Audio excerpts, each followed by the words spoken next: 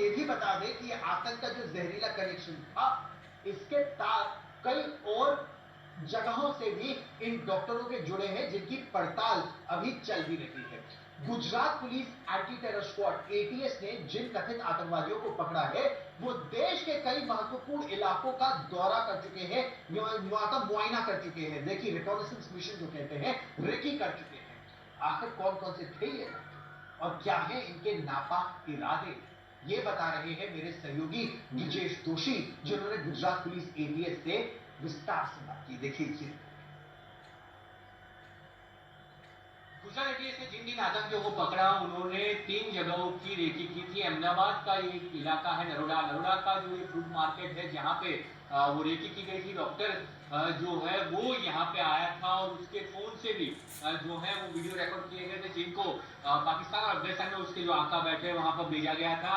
Gujarat ATS की जो प्राथमिक जांच है, उसके अंदर जो जानकारी सामने आई है, उसके मुताबिक ये भीड़ भाड़ वाली जगहों थी जिनको वो टारगेट करना चाहते थे। तो अभी वहां पे रेकी की गई।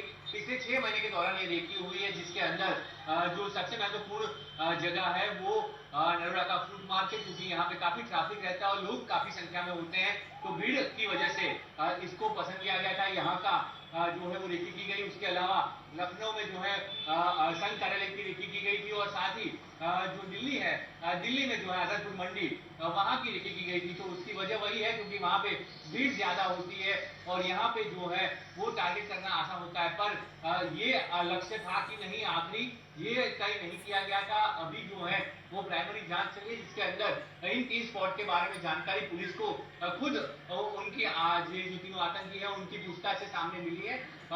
उनका प्लान क्या था, किस तरह वो वहां टारगेट करने वाले थे, क्या वो लिक्विड अटैक का जो प्लान था वो किस तरह होना था और क्या वो उस लिक्विड से कुछ बताइए।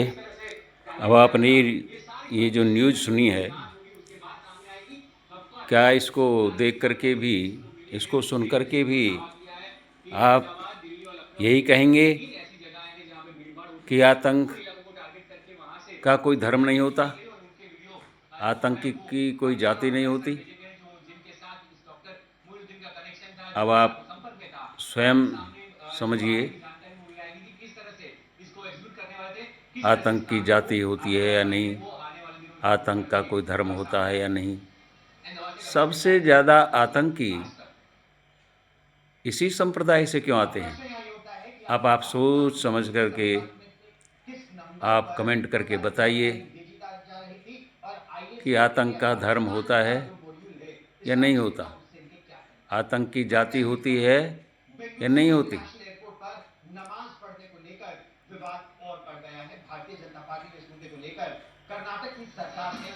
हम आपसे पूरी उम्मीद करते हैं कि आप निष्पक्ष होकर के